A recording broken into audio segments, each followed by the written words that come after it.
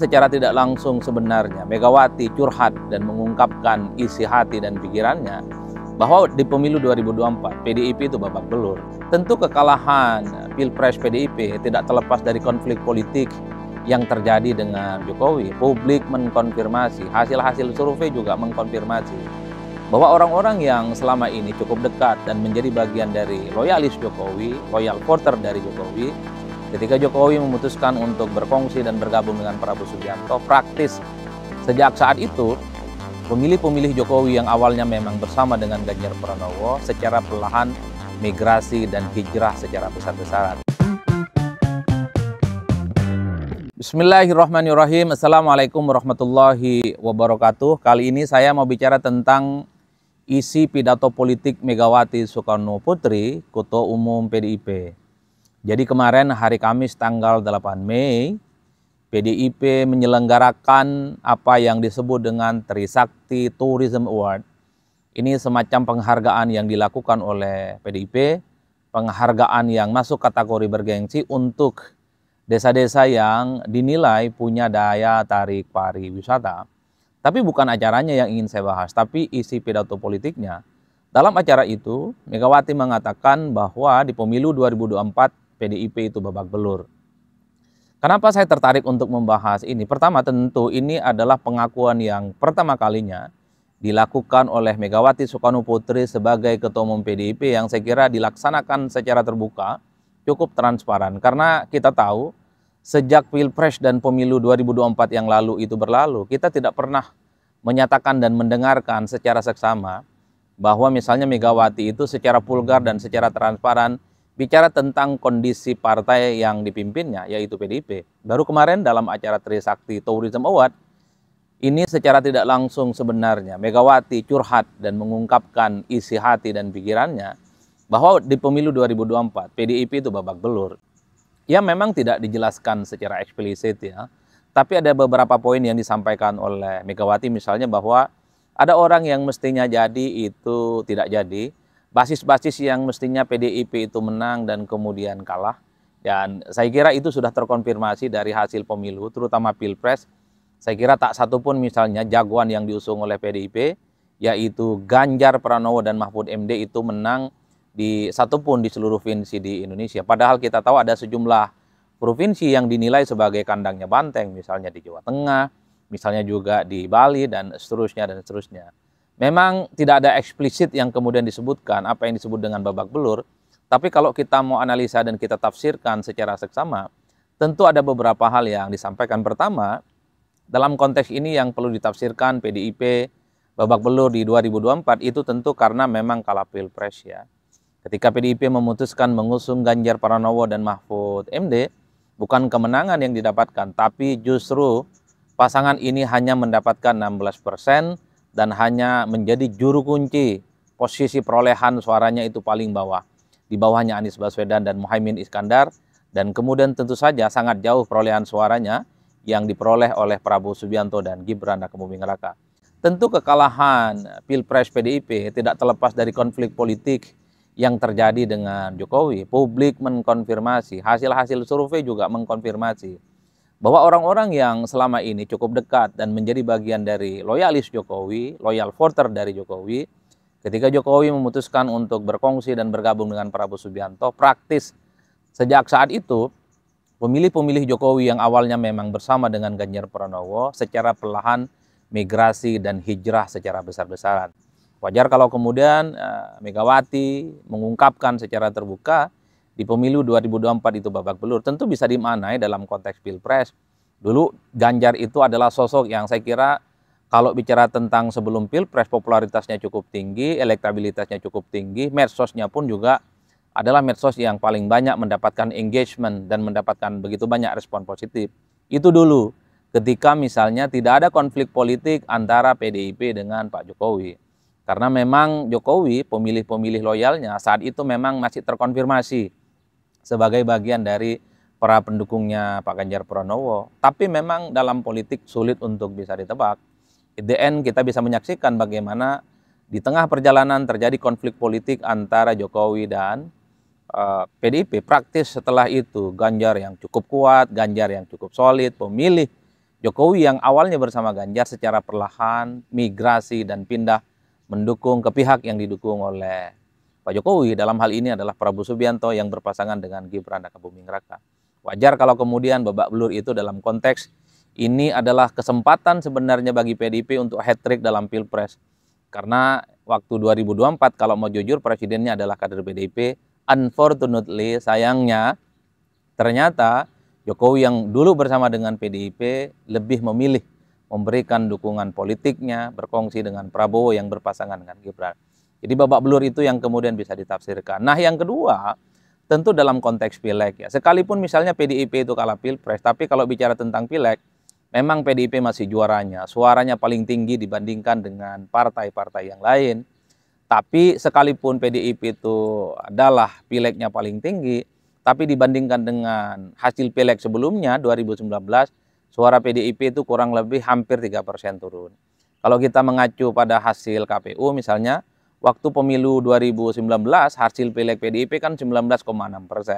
Tapi kemarin di pileg 2024 hasil yang diperoleh oleh PDIP hanya sebatas 16, sekian persen. Itu adalah angka yang memang kehilangan cukup signifikan. Ini hal-hal yang sepertinya membuat apa yang disampaikan oleh Megawati Soekarno Putri, PDIP itu babak belur. Yang menarik bagi saya adalah pengakuan secara jujur dan pengakuan secara terbuka baru dilakukan saat ini oleh Megawati Soekarno Putri. Mungkin beberapa waktu yang lalu ya pasca Pilpres sudah hampir setahun, bahkan setahun lebih kira-kira begitu, Megawati sedang memendam perasaannya, kekecewaannya terkait dengan kekalahan dan betapa babak belurnya PDIP. Baru kemarin dalam acara Trisakti Tourism Award satu persatu secara perlahan Megawati sudah menyampaikan kepada publik dan mengakui bahwa ya tidak bisa dipungkiri gara-gara konflik politik sepertinya memang PDIP itu harus menghadapi realitas politik, perolehan suaranya babak belur, kalah Pilpres, pileg turun sekalipun menang. Jadi itu yang saya kira menjadi penting untuk dibahas. Jarang-jarang biasanya Megawati bicara tentang bagaimana soal babak belurnya partai ini. Itu yang kemudian menarik untuk dibahas. Tapi yang kedua, kalau mau jujur sebenarnya hampir di pemilu 2024 itu tidak ada pemenang yang betul-betul menjadi pemenang. Misalnya kita bicara tentang Gerindra. Ya harus diakui ini adalah golden opportunity. Ini kesempatan emas yang kemudian dimanfaatkan oleh Gerindra ketika berkoalisi dengan Jokowi mampu mengantarkan Prabowo jadi presiden. Itu tidak bisa dibantah. Tapi memang dalam pilegnya sepertinya Gerindra harus bekerja keras karena perolehan pileg Gerindra itu kalau kita lihat kursinya di DPR sepertinya masih tipis-tipis lah selisihnya dengan Golkar. Oleh karena itu kalau kita menggunakan logika sederhana, Gerindra sebagai partai yang memenangkan Pilpres ini tentu akan sangat berbuah manis kalau kemudian pilegnya pun juga dimenangkan. Sesuatu yang dilakukan dan terjadi pada PDIP. Ketika 2019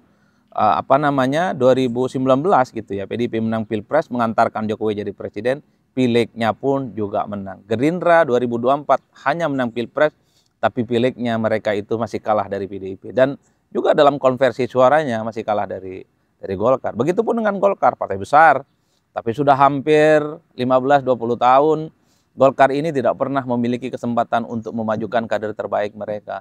Terakhir adalah ketika Yusuf Kalla maju berkompetisi di Pilpres beberapa waktu yang lalu. Praktis setelah saat itu, Golkar memang tidak pernah punya kesempatan padahal partai ini adalah partai yang cukup besar, mesinnya solid, dan suara pilegnya itu tidak pernah terlempar dari 2 ataupun 3 besar. Tapi sayangnya Golkar itu sepertinya punya beban berat karena dalam pemilu-pemilu yang sudah lalu, tidak ada lagi yang kemudian kader terbaik mereka yang diusung untuk mencalonkan diri sebagai calon presiden ataupun sebagai calon wakil presiden. Jadi kalau mau jujur sebenarnya bukan hanya PDIP yang babak belur, partai-partai lain ya sebenarnya tidak terlampau happy amat. Ya Golkar naik suaranya di pileg 2024 yang lalu, tapi Golkar ini kan tidak punya kader yang kemudian disorongkan sebagai calon presiden ataupun sebagai calon wakil presiden. Gerindra memang punya Prabowo Subianto sebagai presiden, tapi pilegnya misalnya itu masih di bawah PDIP. Makanya bagi saya kalau mau jujur, di 2024 kemarin itu adalah hasil yang tidak ada yang menang 100%. Ada yang menang Pilpres, pilegnya kalah. Ada yang menang pileg tapi Pilpresnya babak belur. Termasuk misalnya kalau mau jujur ya, ketika kita melihat konflik politik antara Jokowi dan PDIP, ini kan seakan-akan kiamat runtuh. Dan bahkan ada partai politik yang sepertinya akan mendapatkan faedah elektoral akibat dari konflik itu. Sebut saja misalnya PSI. PSI waktu pileg di 2024 sangat kelihatan sekali berusaha keras supaya lolos di parlemen. Itu salah satunya adalah mengamplifikasi foto-foto dan baliho Jokowi yang kemudian muncul di berbagai tempat di seluruh Indonesia. Muncul ada tulisan yang mengatakan bahwa Jokowi partainya PSI, atau ada tulisan yang mengklaim bahwa PSI partainya Jokowi. Itu sebenarnya adalah untuk memikat bagaimana pemilih-pemilih Jokowi setelah tak lagi bersama dengan PDIP itu akan memilih PSI secara otomatis. Tapi nyatanya PSI juga seperti partai-partai yang lain yang tak lolos parlemen, ya sayang sekali tidak bisa memanfaatkan bagaimana kesaktian dan aura Jokowi tidak bisa dimigrasi pemilihnya untuk menjadikan PSI sebagai partai yang lolos ke parlemen.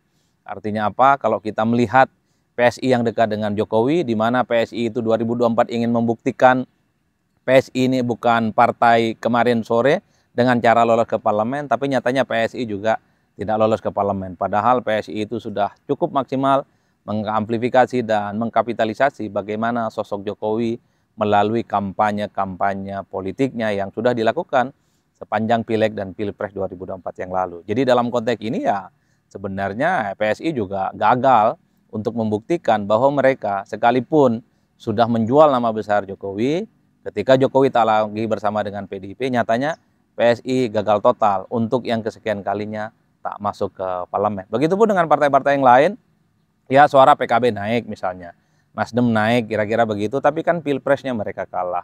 PKS misalnya naik sedikit, tapi pilpresnya juga kalah.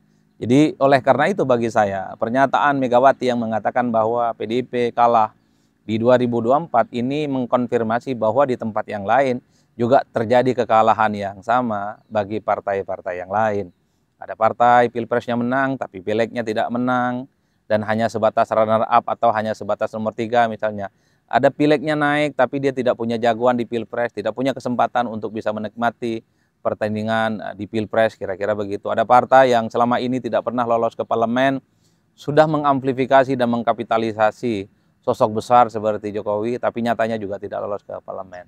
Jadi totally bagi saya dalam pemilu 2024 kemarin, tidak ada yang kemudian disebut sebagai pemenang yang 100%. Tapi kalau kita bicara tentang pilpres, ya yang menjadi pemenang adalah Gerindra. Dan dengan kemenangan pilpres itu seakan-akan semua unsur dan kekuatan politik itu bisa dikonsolidasi dan bisa diajak bekerja sama. Di Indonesia kadang menang pileg itu percuma.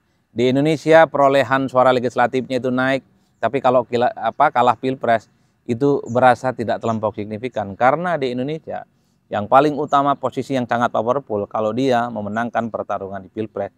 Sekalipun pilegnya nggak signifikan, sekalipun dukungan parlemennya tidak solid, tapi pemenang pilpres ada kecenderungan akan dikerubungi oleh partai-partai yang suaranya kuat untuk memberikan dukungan politik mereka. Itulah yang terjadi pada Prabowo Subianto. Ketika Prabowo Subianto sekalipun pilegnya kalah, Gerindra menang pilpres, Prabowo sebagai presiden, tapi hampir 100% semua partai politik memberikan dukungan politiknya. Begitupun waktu Jokowi jadi presiden pertama kalinya 2014. Saat itu koalisi pendukung Jokowi sangat minoritas, hanya sebatas 35%. Tapi seiring berjalannya waktu, partai-partai yang dulu melawan Jokowi perlahan juga memberikan dukungan politiknya kepada Pak Jokowi. Itu artinya apa? Kalau kita hitung rata-rata, kalau ingin kelihatan hebat dan sukses harus menang pilpres. Ya pileg bolehlah diperjuangkan, tapi kadang pilegnya ini sekalipun kuat, kalau dia tidak menang pilpres, rasa-rasanya kekuatan politiknya bukanlah paling yang dominan. Tetaplah di negara ini kekuatan politik paling dominan dia kalau memenangkan pertarungan presiden. Karena presiden pengaruhnya cukup luar biasa, karena presiden cukup powerful, karena dengan menang presiden semua kekuatan politik itu bisa dikonsolidasi dan bisa dikendalikan. Dan itulah yang terjadi di Indonesia. Dalam studi ilmu politik, ini yang disebut dengan executive heavy. Executive heavy itu adalah ketika seorang presiden mampu mengendalikan semua unsur kekuatan-kekuatan politik yang berada di luar kekuasaan dirinya. Dengan posisinya sebagai presiden, sekalipun misalnya suaranya di DPR tidak terlampau kuat, tapi suara-suara di DPR itu bisa diarahkan untuk bekerja sama dan memberikan dukungan kepada pemerintah. Kalau mau kita simpulkan, kalau menjadi orang hebat, kekuatan hebat dan penting di negara kita, menangkanlah Pilpres. Menangkanlah presiden sebagai satu-satunya pertarungan di negara kita. Kalau menang presiden, rasa-rasanya semua bisa diatur, bisa dikonsolidasi, dan bisa dikendalikan bagaimana untuk membangun bangsa dan negara di masa-masa yang akan datang. Saya kira di situ. Salam politik Syeun pastinya mantap, semantap-mantapnya. Wassalamualaikum warahmatullahi wabarakatuh.